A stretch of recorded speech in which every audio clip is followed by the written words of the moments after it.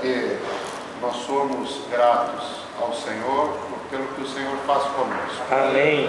Entendemos algumas coisas, não entendemos a maioria, algumas entendemos mais tarde, outras não entendemos nunca, mas o que nós sabemos é que nós estamos nas tuas mãos. Amém. E isso nos basta. Amém. Qual Pai bondoso que guarda os seus filhos, assim nós nos sentimos protegidos pelo Senhor. Glória a Deus. Nesse dia fala conosco, abençoa a nossa vida, prospera a tua obra, a obra do nosso ministério.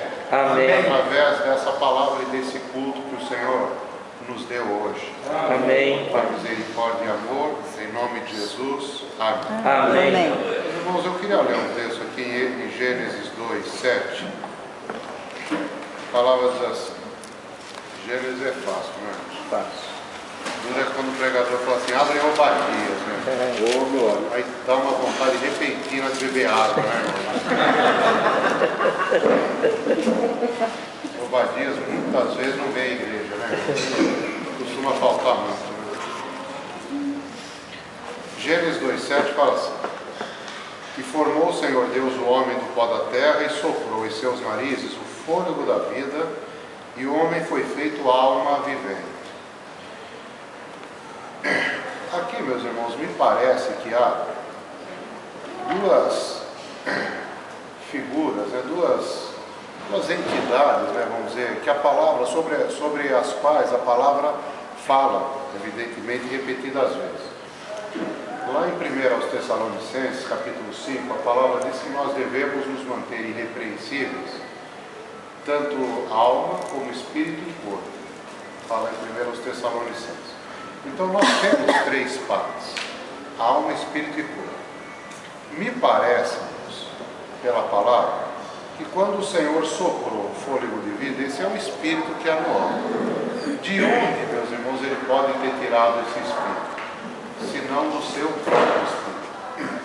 Eu creio, irmãos, que o espírito que há no homem é uma parte do Espírito Santo de Deus. Eu creio nisso. Porque não há outro espírito, há o Espírito de Deus. Então, ele nos deu do que era dele. Ele nos fez a sua imagem e semelhança. O Senhor nos deu do que era dele. E uma prova disso, se é que eu posso chamar de prova, é que o espírito de todos os seres humanos voltará a Deus. Não apenas o espírito dos crentes. O espírito de todos os seres humanos voltará a Deus, como fala em Eclesiastes capítulo 2. A carne volta ao pó e o espírito volta a Deus, que o deu.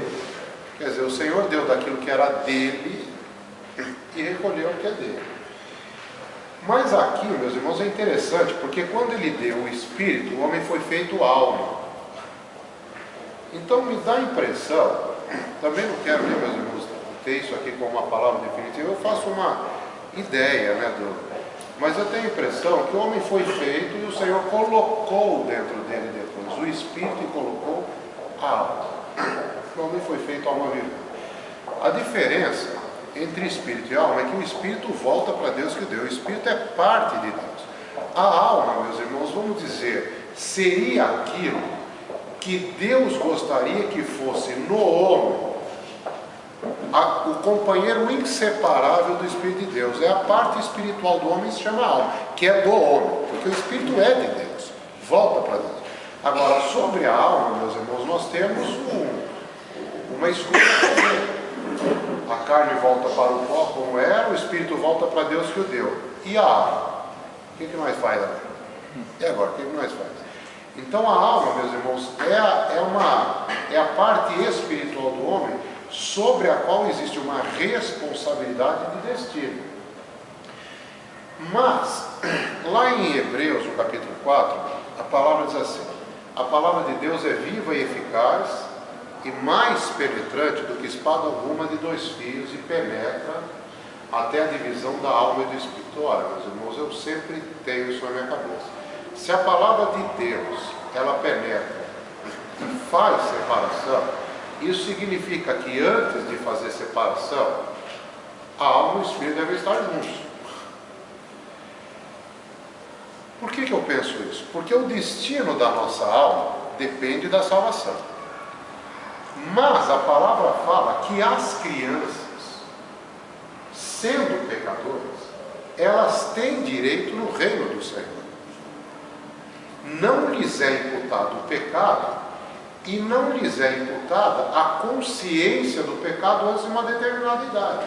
Quer dizer, me dá a impressão que durante um tempo da vida do ser humano, alma e espírito andam juntos.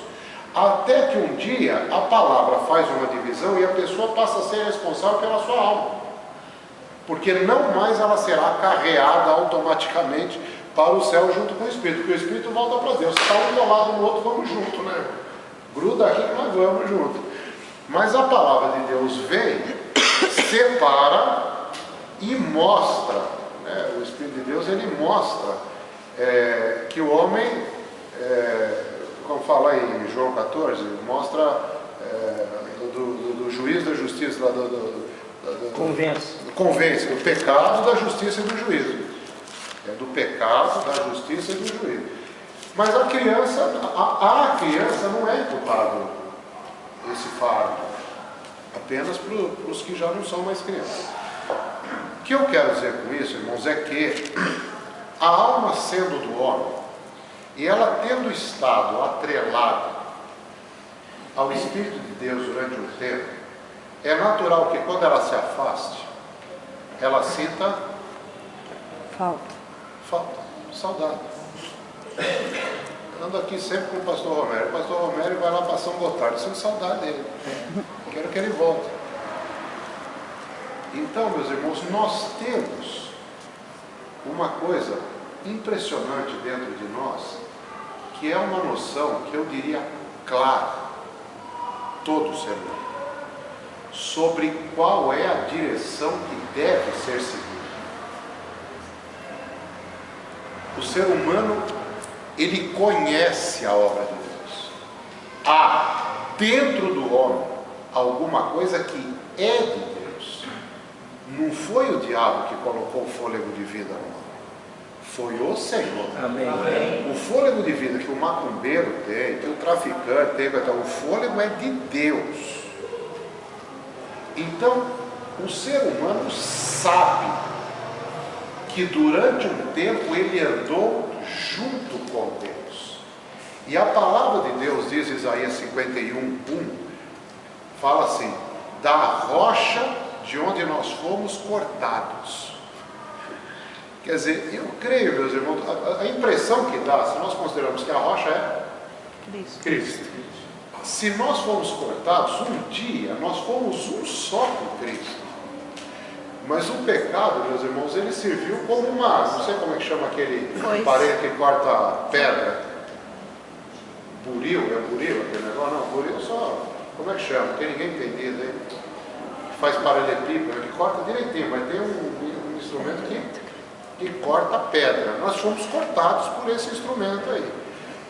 Nós temos uma lembrança que nós estivemos com Cristo, mas nós fomos cortados e tirados. Ora, meus irmãos, estar com Cristo é bom demais. Amém. Amém. O ser humano, irmão, depois de comer picanha, é ruim você ter que comer arroz com salsicha, né? Com picanha é muito melhor. Então você tem uma lembrança de uma coisa tão melhor, que isso incomoda o ser humano. Por que os irmãos pensam, irmãos, que o ser humano tem necessidade de paz, tem necessidade de alegria, mas quem explica essa necessidade, irmãos? Você pode estar num maior transtorno, a vida está um caos, mas você não se adapta ao caos. O ser humano se adapta à felicidade, gosta dela. Quer dizer, parece que ficou uma impressão digital de Deus em nós. Ficou uma impressão digital, ficou uma marca. E a marca de Deus, meus irmãos, para mim é bênção, é a bênção. Porque a noção de bênção, irmãos, às vezes nós falamos assim: o Senhor me deu um carro, que é uma bênção. O Senhor me deu não sei o que é uma bênção. O Senhor me deu uma bênção. Mas a noção de bênção, irmãos, é muito além disso, né? De você receber alguma coisa. A primeira coisa que um ser humano ouviu na face da terra. Está escrito aqui em Gênesis 1:27, fala assim: criou Deus o homem à sua imagem, mas Deus o criou, macho e fêmea os criou, e Deus os abençoou. Foi a primeira coisa que o homem ouviu, não tinha nem acordado direito ainda, e a primeira coisa que ele ouviu foi: eu te abençoo. Amém. Foi a primeira. Glória Então a a Deus. bênção é anterior ao pecado. A bênção, meus irmãos, é uma marca de Deus Amém. sobre o ser humano. Amém. Sobre o ser humano. E nós temos necessidade de ser abençoados, irmãos. Amém. É uma coisa que independe de ser crente ou não ser crente. Quer dizer, o ser humano, ele tem a lembrança de um tempo em que ele andou com Deus. Ele andou. A experiência que Adão teve, o ser humano tem quando nasce, porque não lhe é imputado o pecado. Foi imputado o pecado a Adão e ele foi tirado. Mas a criança quando nasce, ela não é tirada, ela é deixada, mesmo pecadora. Quer dizer, de uma maneira ou de outra, há diferença do pecado, né? Não quero minimizar, mas a verdade é que a comunhão com o Espírito de Deus, o homem sabe o que é. Sabe o que é. Tudo isso, irmãos, para dizer que o que veio no pacote original é o que enche a nossa vida. Amém. O que enche a vida do homem não é nada do que ele pode conquistar hoje. Nada. O que enche o homem são as coisas que ele teve e deixou de ter e que quer ter talvez. Amém. Fulano pode ter uma vez, né, meus irmãos? Sempre conta esse caso. Eu dava aula de tênis lá nas terras de São José, só rico, né, irmão? Eu me sinto muito bem entre os ricos, são os meus pares, né? E eu dava aula lá, só gente boa mesmo, né? E uma vez, tem uma moça lá que tinha, uma jovem, né? No horário da aula dela, apareceu, não sei se foi o pai ou se foi a mãe, e falou assim: olha, fulana hoje não vem, ela está passando uns problemas aí, nós mandamos ela para a França para ficar uns 15 dias lá em Paris, ela está nos problemas. Maravilhoso, né, irmão? Eu gostaria, cada vez que eu tivesse um problema, 15 dias em Paris, 15 dias em Londres, 15 dias em Genebra, são 15 dias em São Gotardo, né? 15 dias em São Gotardo. Em São Gotardo é melhor. Agora, o problema é o seguinte, irmão: a única diferença que existe entre